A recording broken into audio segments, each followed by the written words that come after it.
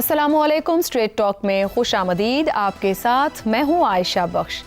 Trump ने अचानक ये ऐलान किया कि ईरान पर मुजव्वज़ा बड़ा हमला मौखर किया जा रहा है, तो दुनिया भर के सिफारती हलकों में एक नई बहस शुरू हो गई।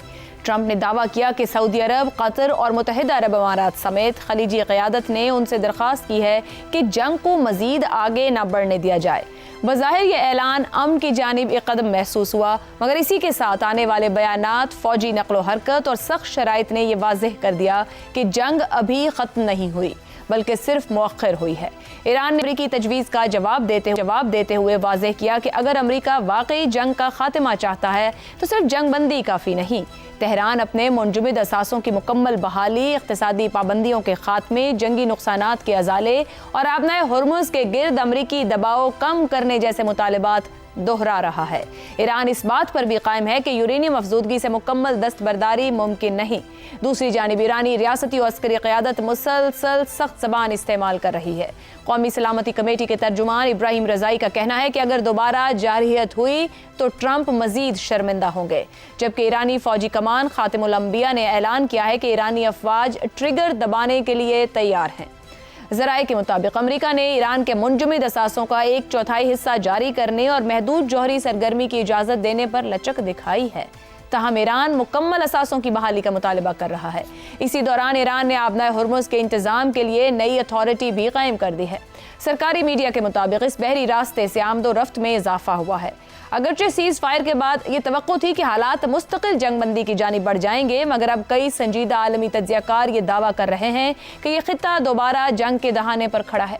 इसकी कई वजूहात हैं। पहली वजह आबनाए हुर्मुज़ ही है, जहाँ ईरान अपनी स्ट्रेटेजिक बर्तरी किसी सूरत कमज़ोर नहीं होने देना चाहता। दूसरी वजह ईरान का जौहरी प्रोग्राम है, जो अब ईरानी खुद मुख्तारी की अलामत बन चुका है। तीसरी वजह अमरीकी बालादस्ती की साख है। अगर अमेरिका ईरान को सख्त शराइत मनवाने में नाकाम रहता है तो ये वाशिंगटन की आलमी ताकत के तस्वुर के लिए एक बड़ा धचका होगा। ट्रंप खुद भी शदीद दाखिली दबाव का शिकार है। ईरान के खिलाफ तवील और महंगी जंग अमेरिका में अवामी सतह पर गैर मकबूल हो चुकी है। दूसरी तरफ उनका हालिया दौरा चीन भी अमेरिकी मीडिया में कोई बड़ी सिफारती कामयाबी हासिल ना कर सका। कई अमेरिकी मुबस्सरीन इसे ला हासिल या नाकाम दौरा करार दे रहे हैं। यूं ट्रंप एक ऐसे मरहले पर खड़े हैं जहाँ ना मुकम्मल जंग के मुतहम्मिल हो सकते हैं और ना मुकम्मल पसपाई के। इसीलिए मशरिक़ वस्ता इस वक्त एक खतरनाक तवाज़ुन में फंसा हुआ है। मुज़ाकरात जारी हैं मगर बहरी जंगी जहाज भी तैनात हैं। सिफारती बयानात आ रहे हैं मगर मिसाइल भी तैयार खड़े हैं। यही तज़ाद आलमी हलकों को ये सोच कर रहा है कि शायद ये सीज़ फायर मुस्तकिल अमन नहीं बल्कि एक बड़ी और ज़्यादा खतरनाक जंग से पहले का वक्फा साबित ना हो। इसी पर गुफ्तगू रखेंगे। प्रोग्राम के पहले हिस्से में हमारे साथ हैं ज़ैगम खान, शहजाद चौधरी, आमिर अहमद खान और हसन निसार साहब। प्रोग्राम का सवाल आप सभी के लिए। पहले पाकिस्तान, अब खलीजी ममालिक की दरख्वास्त पर जंग मुलतवी करने वाले ट्रंप दाखिली दबाव से निकलने के लिए बैरूनी सहारे तलाश कर रहे हैं या फिर वाकई जंग से बचना चाह रहे हैं? ज़ैगम साहब, सूरत हाल क्या बता रही है? दरख्वास्तें बहुत सुन लेते हैं ट्रंप साहब, फिर धमकियां भी बहुत लगाते हैं। इस वक्त जो उनके पास स्पेस है, वाकई जंग से बचना चाह रहे हैं? आयशा, एक तो बड़ा अफसोस हुआ कि इस दफ़ा पाकिस्तान का नाम नहीं लिया उन्होंने। हर बार उनको पाकिस्तान रोकता था। वो पाकिस्तान के वज़ीर आज़म, पाकिस्तान के फील्ड मार्शल का नाम देते थे कि उन्होंने मुझे रोक लिया। तो इस दफ़ा अरब ममालिक ने उनको रोक दिया। सर, पाकिस्तान एक परमानेंट फैक्टर है इसके अंदर। दोनों जानिब का ट्रस्ट मौजूद है और हमारी तो पूरी कोई शक नहीं। ठीक जी, कोई शक ही नहीं है इसमें। देखिए, इसमें कोई शक नहीं है कि अरब मुल्क जंग नहीं चाहते अपने ख़ित्ते में। वो नहीं चाहते कि उनका ख़ित्ता मैदान जंग बने और उनकी मईशत और उनके इंफ्रास्ट्रक्चर को बहुत ज़्यादा नुकसान पहुँचे।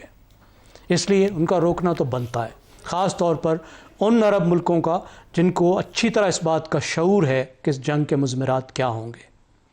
लेकिन ट्रंप जो है वो इसको एक डिप्लोमेटिक एक्सक्यूज़ के तौर पर इस्तेमाल कर रहे हैं, क्योंकि अगर उन्होंने जंग करनी होती, अगर उन्होंने हमला करना होता तो वो अरब मुल्कों के कहने पर तो ना रुकते ना। जब उन्होंने जंग शुरू करनी थी तो उन्होंने कर दी, किसी से पूछा नहीं। इसराइल के पीछे पीछे उसके साथ साथ वो आ गए। तो ये एक डिप्लोमेटिक एक्सक्यूज़ है और उसकी वजह है। उसकी वजह ये है कि उन्हें मालूम है, बहुत अच्छी तरह मालूम है कि अगर वो नया हमला करते हैं तो इससे मसला हल नहीं होने वाला। इससे एक बड़ा बहरान पैदा होगा। کیونکہ یہ جو ایک تھیری تھی جس کے تحت جنگ شروع کی گئی کہ طاقت سے ایران کا رویہ بدلا جا سکتا ہے، ایران کی رجیم بدلی جا سکتی ہے اور وہ کچھ حاصل کیا جا سکتا ہے جو امریکہ اور اسرائیل ایران سے حاصل کرنا چاہتے تھے، اب یہ واضح ہو گیا ہے کہ ایسا ممکن نہیں ہے۔ دباؤ کے ذریعے سے، جنگ کی دھمکیوں سے یا جنگ سے بھی ایران سے وہ حاصل نہیں کیا جا سکتا جس کا ہدف بنایا گیا تھا۔ اب اس وقت ہرمز ایک بنیادی نقطہ بن گیا ہے۔ تیل کی قیمت آج اس وقت کوئی 105 سے 110 بیرل کے درمیان میں ہے، اور جو پروجیکشنز ہیں کہ اگر حملہ ہوتا ہے تو $150 سے $180 کی پروجیکشن ہے، یعنی اس وقت بھی 60% تیل کی قیمت اوپر ہے، اور آگے کی بات یہ ہے کہ تیل جو ہے وہ تقریباً 100% قیمت جو ہے وہ بڑھ جائے گی۔ اور اس کا کیا ہوگا؟ دیکھیں آج ہی مورگن سٹینلی نے یہ بتایا ہے کہ اس کے نتیجے میں عالمی کساد بازاری ہوگی، اس کے نتیجے میں مہنگائی ہوگی، اور صرف یہ نہیں ہوگا کہ تیل مہنگا ہوگا، تیل کی سپلائی ہی نہیں ملے گی، تیل کی سپلائی تک متاثر ہوگی، اور اس کے بعد بھی ہرمز نہیں کھلے گی، کیونکہ ہرمز کھولنے کے لیے بوٹس آن گراؤنڈ چاہیے۔ لاکھوں کی تعداد میں امریکی فوجی ایران کی زمین پر بھیجنے ہوں گے، اتارنے ہوں گے۔ ٹرمپ کو معلوم ہے یہ بہت ہی مشکل فیصلہ ہے، ایک نئی فار ایور وار میں جانے کا، تو اس لیے وہ مختلف طریقہ استعمال کر رہے ہیں۔ اچھی بات بھی ہے کہ وہ پریشر استعمال کر رہے ہیں، اور جو ان کا طریقہ کار ہے کہ خوب وہ دھمکیاں لگاتے ہیں، یرکاتے ہیں، دوسرا یرک جاتا ہے تو کام بن جاتا ہے، ورنہ تھوڑی دیر کے بعد وہ پھر سے تو زیور صاحب یہ کہا جا سکتا ہے کہ جنگ سے واقعی اب ٹرمپ بچنا چاہ رہے ہیں، باقی دھمکیاں ہیں، کیا یہ کہا جا سکتا ہے اب تک کی صورتحال پر؟ میرا خیال ہے ٹرمپ یہ چاہتے ہیں کہ وہ وکٹری کا اعلان کریں، کسی نہ کسی طریقے سے کچھ ایسی رعایات ان کو ضرور مل جائیں جو پچھلی رعایات سے بہتر ہوں، اگرچہ ان کی جو ڈیمانڈز ہیں اس وقت تو میکسیملسٹ ہیں، لیکن وہ کم از کم وکٹری کا اعلان کر سکیں۔ میں نہیں سمجھتا کہ ٹرمپ اس وقت ایک اور فار ایور وار میں الجھنا چاہتے ہیں، ان کے گھر میں بھی معاملات خراب ہو رہے ہیں، اور یہ مختلف طرح کی جنگ ہے جس کی قیمت پورے مغرب کو اور امریکہ کو گھر میں دینی پڑ رہی ہے، اور اگر یہ جنگ آگے بڑھتی ہے تو پھر بہت بڑی قیمت دینی پڑے گی۔ ٹھیک ہو گیا۔ شہزاد چودھری صاحب، ایران میں عسکری اہداف میں ناکامی ملی ٹرمپ کو، اور پھر جو بھی حالیہ دورہ چائنا رہا وہاں بھی کوئی بڑی سفارتی کامیابی نہیں حاصل کر سکے، اور ایک داخلی دباؤ بھی بڑھ رہا ہے۔ کیا ٹرمپ مستقل جنگ بندی کے آپشن کی طرف جائیں گے یا دوبارہ جنگ شروع کرنے کی طرف؟ مطلب وہ اس پوری سچویشن میں کیسے رسپونڈ کریں گے؟ عائشہ، جس طریقے سے ہم سوال بناتے ہیں نا، اس کے اندر ان سوالوں کے جو جزیات کے اگر جواب دیے جائیں تو لگتا ہے کہ آپ ٹرمپ کے دائی ہیں اور ٹرمپ کے ساتھ کھڑے ہیں۔ یعنی اس طرح کے ہم اس کے اندر چھوٹے چھوٹے جز ڈال دیتے ہیں جس سے کہ اس سے کوئی ڈینائل ہو نہیں سکتا۔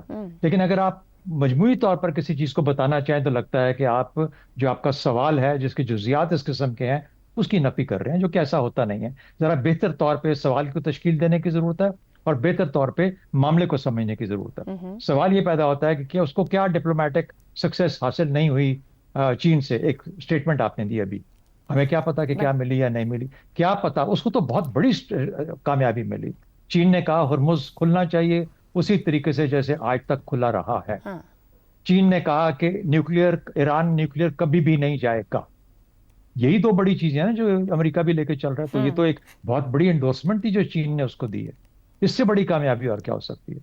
تیسری بات، اس نے کہا کہ اب معاملہ مجھ پہ چھوڑو کہ میں ایران کے ساتھ کیسے معاملہ کرتا ہوں۔ اس نے کہا کہ میں چاہتا ہوں کہ اس کو جلدی سے جلدی آپ معاملے کو طے کریں اور ختم کریں، تو اس سے بڑی کامیابی اور کیا ہوگی؟ تو ہم جب سوال تشکیل کرتے ہیں تو اس کے اندر ان چھوٹی چھوٹی چیزوں کو بھول کے اس کی ایسی حیت بنا دیتے ہیں، لگتا ہے کہ جیسے افتاد آن پڑی ہے۔ دوسری بات، امریکہ کے اندر کوئی جنگ اور طوفان نہیں آیا ہوا۔ یہ لیم ڈک پریزیڈنٹ ہے، اس نے جو ابھی 2 سال کے بعد 2.5 سال کے بعد الیکشن نہیں لڑنے، اس کا آخری ٹینیور ہے۔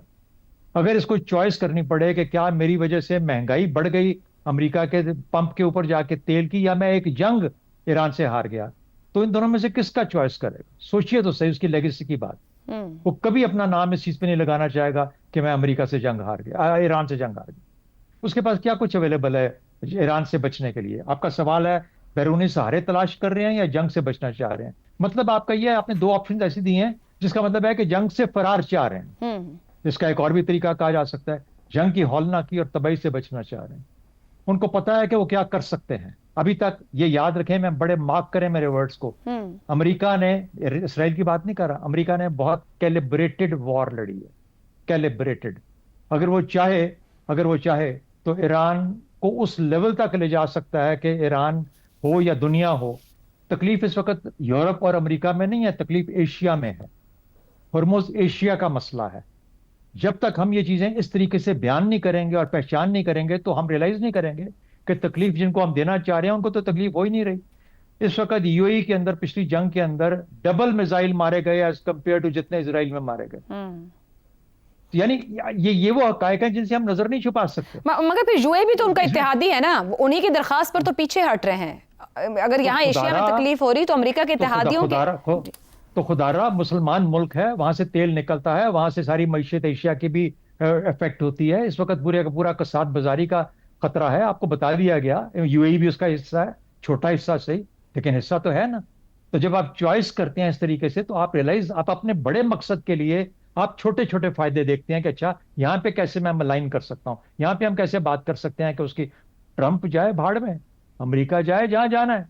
हमें तो अपने घर की पड़ी है ना। बारहा मैं एक ही सबक लेके चलता हूँ। देखिए ईरान के पास क्या है, ईरान के पास है हॉर्मुज़ और ईरान के पास है न्यूक्लियर। वो कहता है हॉर्मुज़ नहीं खोलूंगा जब तक। अच्छा अमेरिका के पास क्या है, उसके पास सैंक्शंस हैं, उसने जिससे ईरान का सांस बंद किया हुआ, और दूसरा ब्लॉकेड है जिससे उसने उसका नाटका बंद किया हुआ। अब प्रॉब्लम यह है कि ईरान का नाटका और ईरान का सांस वर्सेस एशिया का नाटका और एशिया का सांस, जिसमें हम भी आ जाते हैं।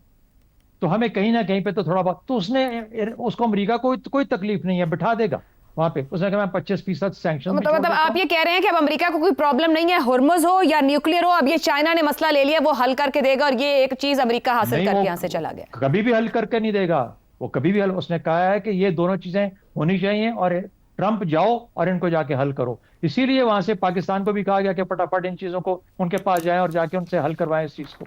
आहिस्ता आहिस्ता करीब आ रहे हैं, they are coming closer to each other.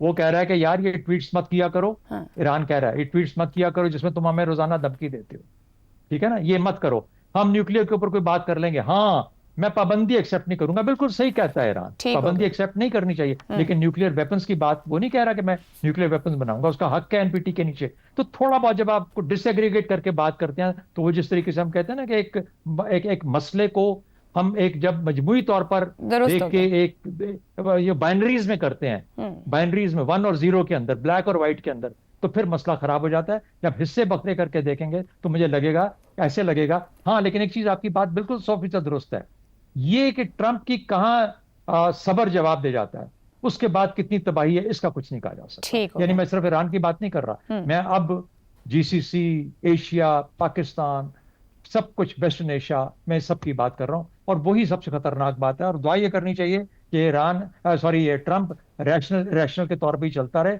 और मामलात को बेहतरी की तरफ लेके चले ताकि हम उस इम्तिहान से बच जाएं। दुरुस्त। हसन निसार साहब, पहले पाकिस्तान की दरखास्त, अब खलीजी ममालिक की दरखास्त, तो जंग तो बार बार मुलतवी कर रहे हैं ट्रंप।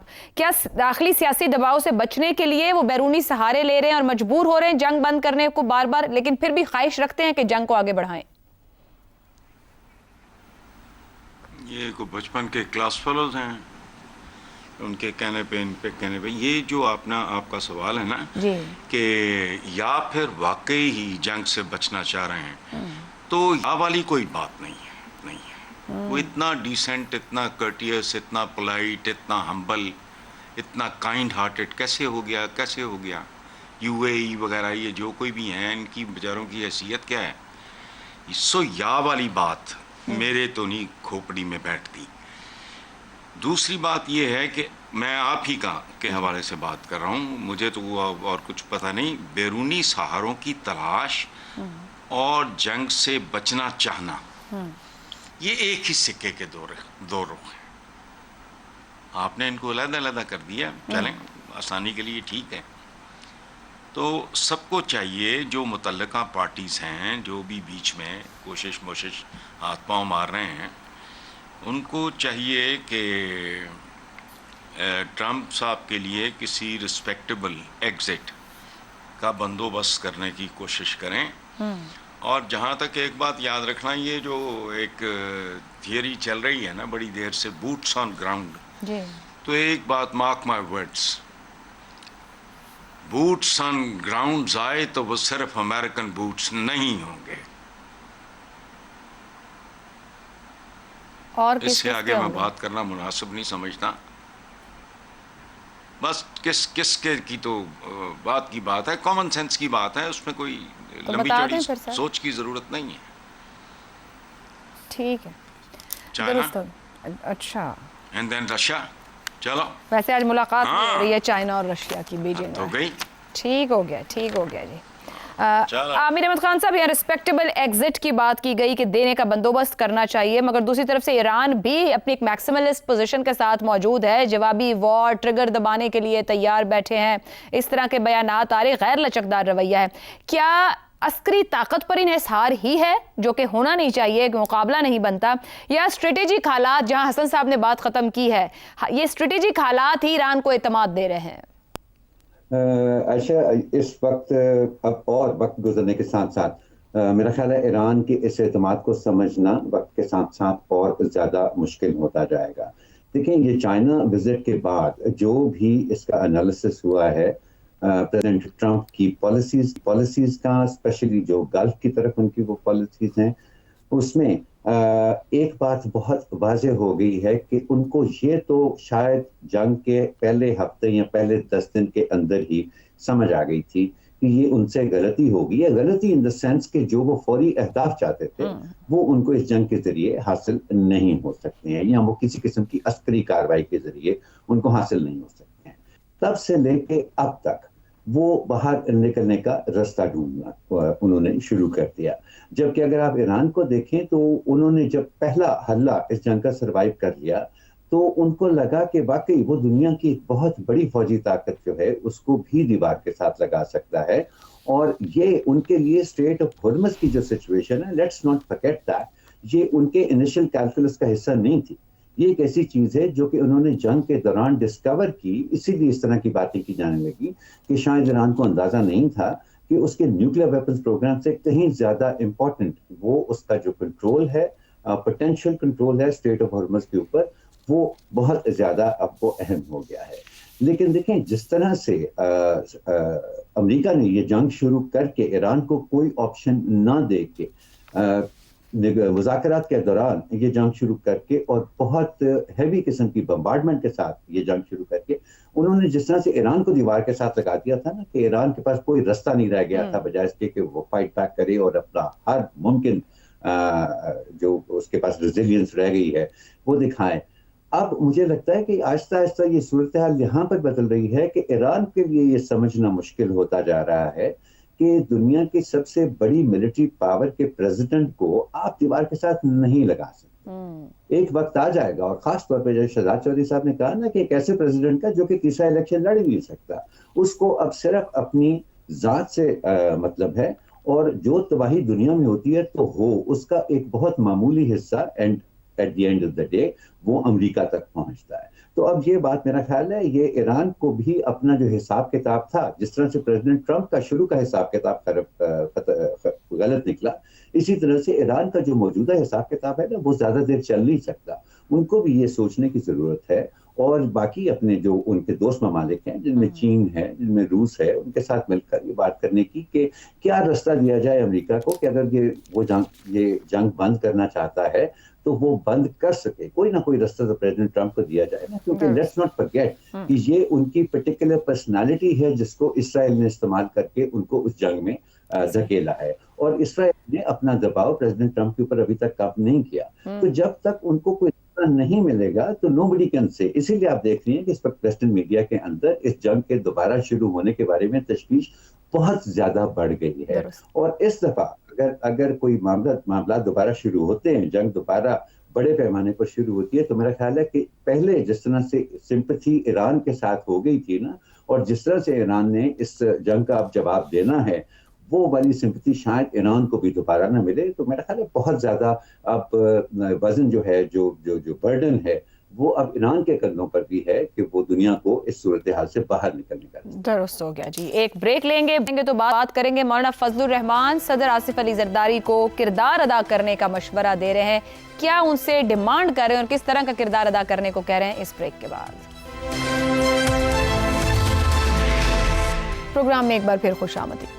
مولانا فضل الرحمان نے صدر زرداری سے مطالبہ کیا ہے کہ وہ 18ویں آئینی ترمیم کو اسی عزم کے ساتھ تحفظ دیں جس طرح انہوں نے 2010 میں اسی منصب پر رہتے ہوئے اس کے نفاذ میں کردار ادا کیا تھا. مولانا فضل الرحمان کا کہنا ہے کہ مجوزہ 28ویں آئینی ترمیم پر حکومت نے کوئی واضح موقف پیش نہیں کیا اور اس معاملے پر مکمل ابہام پایا جاتا ہے. انہوں نے 18ویں آئینی ترمیم کو سیاسی جماعتوں کی ایک بڑی کامیابی قرار دیا. ان کے مطابق اس ترمیم نے آئین کی بالادستی کو بحال کیا. انہوں نے حکومت پر الزام عائد کیا کہ وہ نئی قانون سازی صرف اس لیے کر رہی ہے تاکہ موجودہ نظام کو مضبوط کیا جا سکے اور ریاستی نظام میں اس کا اثر و رسوخ بڑھایا جا سکے. ایوان صدر کی بلند عمارت میں بیٹھ کر شاید زرداری تحفظ نہیں کر سکیں گے. مولانا فضل الرحمان نے کہا کہ جب 18ویں ترمیم لائی گئی اس وقت پیپلز پارٹی کی حکومت تھی اور آصف علی زرداری ہی صدر تھے. بہت سے لوگ نہیں جانتے کہ صدر زرداری نے اس عمل میں شامل تمام افراد کو نشان امتیاز دیا تھا، تاہم انہوں نے خود یہ اعزاز لینے سے انکار کر دیا تھا. انہوں نے کہا کہ آج زرداری ہی پھر صدر ہیں اور 18ویں آئینی ترمیم ایک بار پھر زیر بحث ہے. وہ صدر سے مطالبہ کرتے ہیں اور اپنی جماعت کی طرف سے انہیں دعوت دیتے ہیں کہ وہ آگے بڑھ کر اس ترمیم کو بچائیں جس کا کریڈٹ ان کی اپنی جماعت لیتی ہے. وہ ایوان صدر میں بیٹھ کر اس ترمیم کا تحفظ نہیں کر پائیں گے. ان کے مطابق گزشتہ 2 انتخابات نے ملک کو اس قدر گہرے نقصان سے دوچار کیا ہے کہ ان بحرانوں سے نکلنے میں برسوں لگ سکتے ہیں. انہوں نے 22 مئی کو ملک گیر احتجاج کا اعلان کرتے ہوئے کہا کہ یہ احتجاج حکومتی پالیسیز اور بڑھتی ہوئی مہنگائی کے خلاف ہوگا. مولانا نے کہا کہ وہ خاموش تماشائی نہیں بن سکتے اور آئینی و قانونی دائرہ کار کے اندر رہتے ہوئے پرامن طور پر اپنا کردار ادا کریں گے. مولانا فضل الرحمان نے کہا کہ بعض اوقات یہ سمجھنا مشکل ہو جاتا ہے کہ ہم کتنی تیزی سے اپنے موقف بدل لیتے ہیں. انہوں نے مطالبہ کیا کہ پارلیمنٹ میں اجلاس بلایا جائے تاکہ خارجہ امور پر بھی بریفنگ دی جا سکے. مولانا فضل الرحمان کی اسی گفتگو پر اپنے پینل کے لیے سوال رکھیں گے. ایوان صدر کی بلند عمارت میں بیٹھ کر شاید زرداری 18ویں ترمیم کا تحفظ نہ کر پائیں. مولانا فضل الرحمان 2010 سے 2026 کا سیاسی سفر کیا واقعی زرداری تحفظ نہیں کر پائیں گے؟ عامر صاحب. عائشہ، میں اس کو اگر سم اپ کروں نا مولانا فضل الرحمان کی ساری گفتگو کو 18ویں ترمیم کے بارے میں اور صدر آصف علی زرداری کے بارے میں، تو اور میں یہ بصد احترام یہ بات کرنا چاہوں گا، میرا بالکل مقصد جو ہے وہ کی تصدیق کرنا نہیں ہے.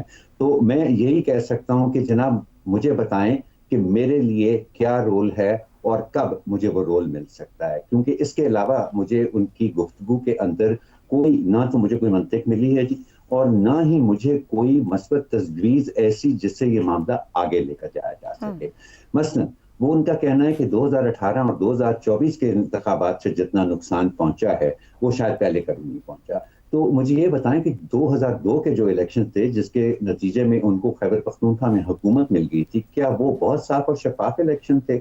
اور کیا ان کے نتیجے میں ہر طرف جو ہے وہ خیر ہی خیر ہوئی ہے؟ سو میرا خیال ہے کہ اب مولانا ایک بڑے سینئر سیاستدان ہیں ہمارے، اور ان کی سیاسی سمجھ بوجھ بھی بہت زیادہ ہے. ہمارے بہت زیادہ سیاستدانوں سے میں ان کا بہت زیادہ ان کی سیاسی سمجھ بوجھ کا احترام کرتا ہوں، لیکن میرا خیال ہے بات کو یہاں سے آگے بڑھائیں، اس کو الجھائیں نہ. یہ 18ویں ترمیم کو بچانا یہ ان اٹ سیلف تو کوئی مسئلہ نہیں ہے جی. پرابلم یہ ہو گئی ہے کہ وفاق کا رونا ہے کہ 18ویں ترمیم کے بعد سے ہمیں پیسے اتنے نہیں ملتے جس میں ہمارا گزارا ہو سکے.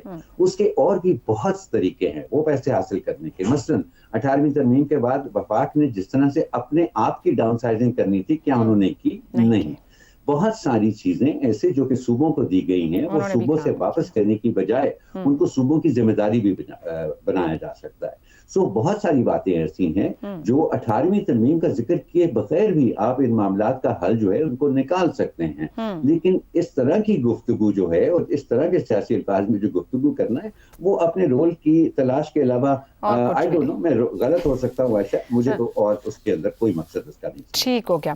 شہزاد صاحب، 26ویں ترمیم میں سیاسی کندھا فراہم کرنے والے مولانا اب 28ویں کی مخالفت میں سامنے ہیں. بدلتے سیاسی موسم کا نیا بیانیہ کہا جائے یا واقعی مولانا کہہ رہے ہیں جسے نظام کی اکھاڑ پچھاڑ وہ اس تجویز کے مخالف ہیں حقیقتاً؟ دیکھیے عامر صاحب نے تو بات ساری کہہ دی جہاں تک فضل الرحمان صاحب کا تعلق ہے. मेरा ख्याल है इससे आगे फजलुर रहमान साहब के बारे में बात करना कोई बनता नहीं है, यानी वो तो आउट हो जाते हैं। जहाँ तक 28वीं तरमीम का ताल्लुक है, वो 18वीं तरमीम के साथ सदर साहब जरूर जुड़े हुए हैं, उनको उसको उनका बेबी है, उसको पकड़ के लेके चलते हैं, लेकिन उनका बेबी नहीं है।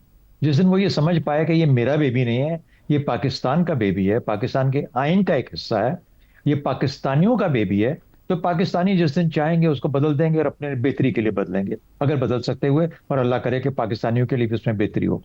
जो इश्यूज आपने कल डिस्कस किए थे उसमें एनएफसी अवार्ड है, उसके अंदर लोकल बॉडीज हैं, और अब एक तीसरी चीज कल के दिन में मुझे थोड़ी सूझबूझ पड़ी, वो ये थी कि सूबों के अंदर जो उनकी हैयत या उनके साइजेस को बदलने का एक सोच है।